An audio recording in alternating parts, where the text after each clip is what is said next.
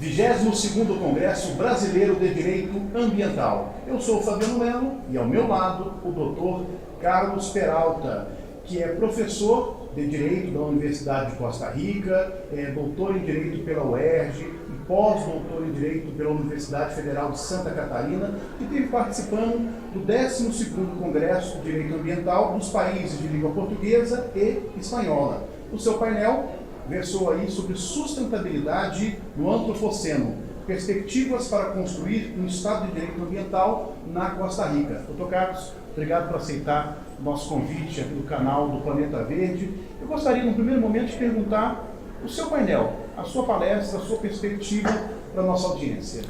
Bom, boa tarde. Em primeiro lugar, eu que agradeço a gentileza, é um enorme prazer estar aqui. Eu sempre falo que estar aqui no Brasil e principalmente nos eventos do planeta é uma grande alegria, uma satisfação, uma honra, porque é uma possibilidade de você discutir experiências, o que você está fazendo nos seus projetos de pesquisa, visando sempre estabelecer um diálogo sustentável entre amigos preocupados realmente com as perspectivas para construir uma nova racionalidade ambiental.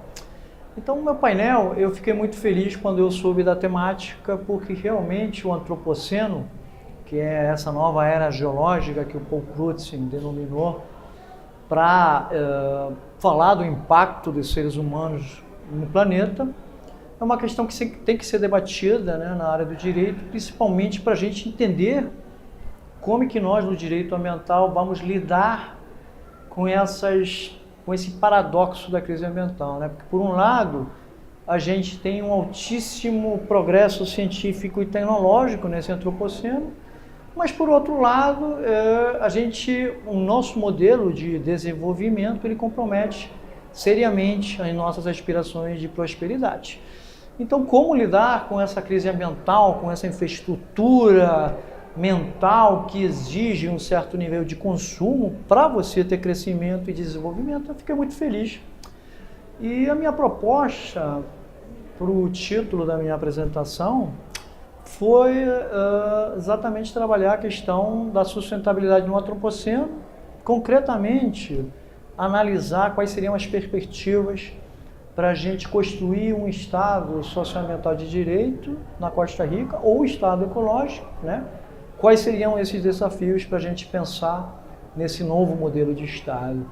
Então, acho que um ponto que é fundamental e que eu apresentei na minha palestra foi o fato de que você necessariamente tem que trabalhar com indicadores de sustentabilidade.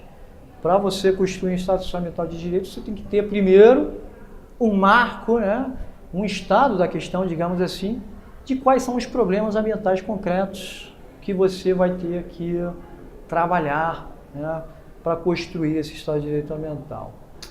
Então, digamos assim, a Costa Rica sempre foi considerada um país modelo em termos de sustentabilidade, direito ambiental, principalmente na década dos 80 e 90, né? 94, a gente teve uma emenda constitucional que introduziu o direito fundamental ao meio ambiente, né? E a partir desse ano a gente teve toda uma produção normativa importante, relevante para a proteção do meio ambiente, particularmente em temas de biodiversidade, proteção florestal, etc. Mas o que acontece? Acontece que a partir do século XXI, essa situação começou a mudar. A Costa Rica começou a sofrer problemas graves, sérios, com relação ao seu modelo e com relação à efetividade real do direito ambiental. E foi essa abordagem que eu fiz a partir da ideia de pegada ecológica que existe na Costa Rica, para chegar à conclusão de que atualmente a Costa Rica tem uma pegada ecológica que evidencia que o país está comprometendo seriamente a dinâmica da sua biodiversidade, do seu meio ambiente, né? Costa Rica atualmente tem um modelo de desenvolvimento que, se fosse implementado por todos os países, praticamente exigiria que a gente tenha 1,6 planetas para poder manter esse estilo. Num segundo momento, então, feito esse panorama prévio, eu fiz uma análise sobre a importância de uma hermenêutica ou sobre a importância de uma construção de uma hermenêutica constitucional ambiental. E nesse sentido, analisei algumas resoluções da Sala Constitucional, do nosso Tribunal Constitucional, que recentemente tem produzido alguns retrocessos em matéria ambiental, particularmente no que diz respeito ao princípio da precaução, que tem sido aplicado de forma invertida, digamos assim, e em matéria de participação cidadã em informação ambiental, né, que a Sala recentemente indicou que não se trata de um direito fundamental, né? São questões que a gente tem que discutir seriamente, né? Porque o direito ambiental é um direito em construção, é um direito que trabalha com conceitos novos, e a gente tem que ter uma segurança jurídica que permita que esse direito ambiental fique consolidado, né? Fica claro na sua fala que os desafios do direito ambiental, nós temos aqui no Brasil isso fortemente, tanto que o tipo do Congresso brasileiro esse ano, ele fala sobre direito e sustentabilidade na era do antropoceno, retrocesso ambiental, balanço e perspectivas. Me parece que é uma situação muito similar também ao que está acontecendo na Costa Rica, sim, não? Sim, sem dúvida. É uma situação parecida, simplesmente dimensões talvez um pouco diferentes, mas realmente, no comparativo, a América Latina como um todo vive momentos tensos no que diz respeito à retrocesso ambientais. Por um lado, você tem, em alguns países, a introdução do chamado direitos da natureza, do Pachamama, né? Por outro lado, em outros países, você tem um antropocentrismo alargado, como o próprio professor José Rubens Monato fala, mas a gente tem dificuldades para efetivar na normativa ambiental, que muitas vezes é muito rica, né? Ampla, inclusive, mas que a gente tem dificuldades de levar essa normativa para a prática, por questões de incoerência com políticas públicas, questões de políticas implementadas como se fosse uma espécie de parte verde, né, um band-aid verde, uma espécie dessa natureza, e a gente acaba tendo então uma situação realmente difícil de lidar. Quando falamos em Costa Rica, de imediato também vem sempre a Corte Interamericana. Sim. Existe algum diálogo entre o Tribunal Constitucional de vocês e a Corte Interamericana no que se refere a direitos humanos, mas a questão ambiental envolvida?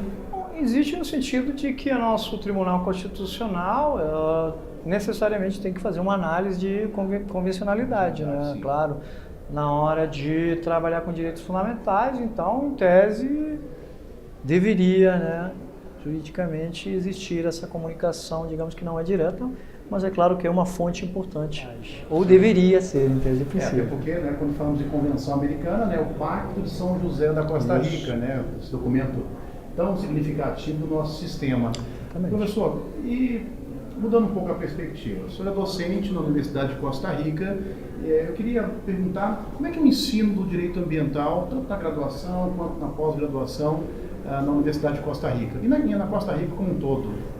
Então, é o seguinte, assim como no Brasil, por exemplo, quando eu fiz faculdade em Direito na Costa Rica, a gente não tinha a disciplina de Direito Ambiental. Essa situação, com o tempo, paulatinamente foi mudando, né? O país tem, inclusive, como lema, né, ou como slogan, né, a ideia de que o país tem que ser sustentável, né?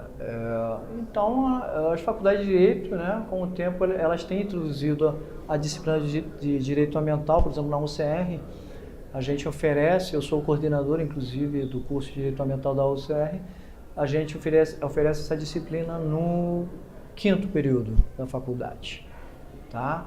A gente, na pós-graduação, também tem um mestrado, lato sensu, em Direito Ambiental, e atualmente eu, a partir da minha experiência no GPDA, importei, digamos assim, a figura do GPDA para Costa Rica, né, e conformamos um grupo de pesquisa chamado GPDS, que é Grupo de Pesquisa Direito e Sustentabilidade, da Faculdade de Direito, que na mesma linha do GPDA ele procura ter uma perspectiva transdisciplinar. Quer dizer, você não pode lidar com a complexidade ambiental, né, sem você ter um diálogo com as outras ciências naturais, com a economia, com a sociologia, né? Então, o GPDS introduziu na faculdade essa ideia, essa filosofia, né? Que, como eu falei, eu levei para Costa Rica a partir da experiência do GPDA. E a minha fala hoje, inclusive, ela é o resultado de um projeto que a gente está desenvolvendo lá na Costa Rica, junto com pesquisadores brasileiros. Entre eles a professora Analice, da Universidade Federal de Fluminense, o próprio professor Morato, o professor Luciano Alvarenga, a professora Germana Parente. Então é uma troca, e esse grupo pretende fazer uma troca de saberes, tentando conciliar, inclusive, e produzir conhecimento ambiental a partir da realidade da América Latina. Logicamente, tendo um diálogo também com as outras latitudes, que são importantes. Em matéria de resíduos, a gente tem muito que aprender na Europa, certamente.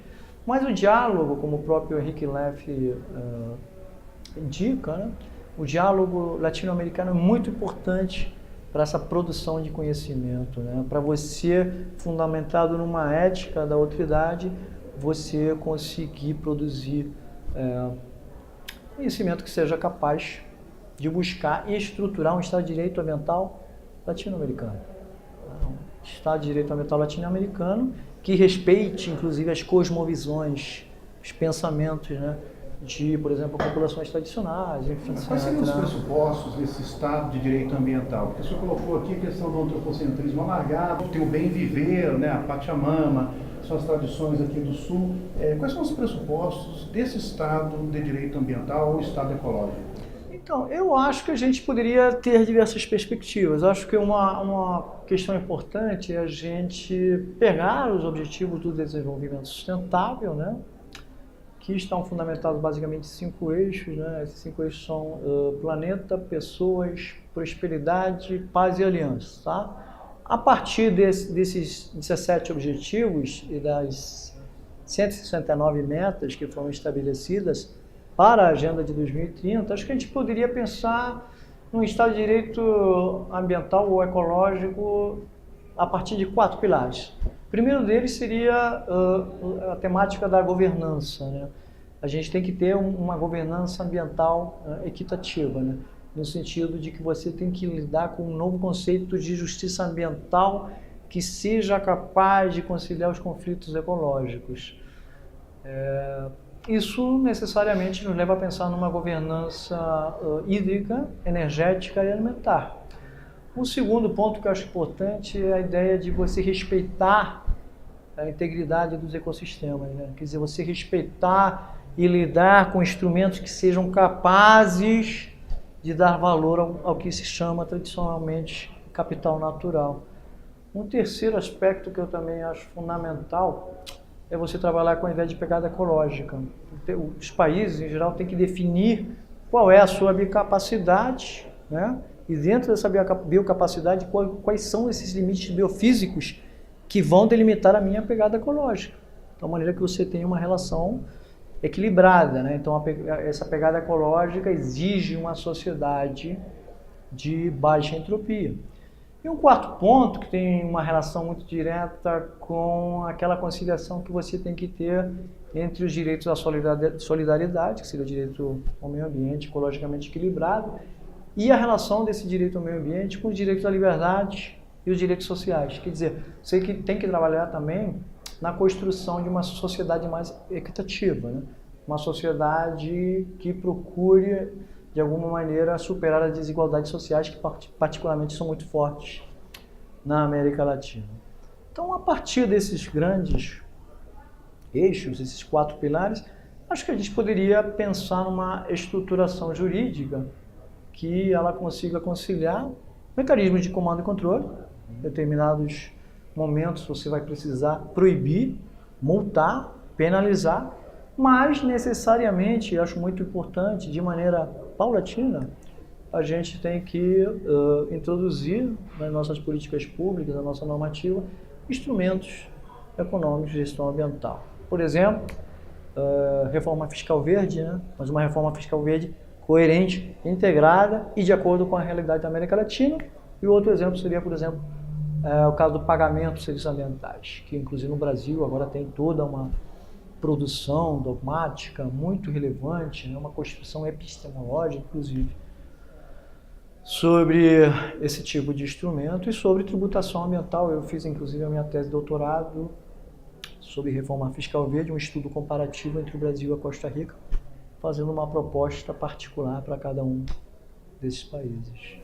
Ok, então, Carlos, muito obrigado pela sua participação e agradeço a você, convidando para as demais palestras que gravamos aqui na 22ª edição do Congresso Brasileiro de Direito Ambiental. Muito obrigado.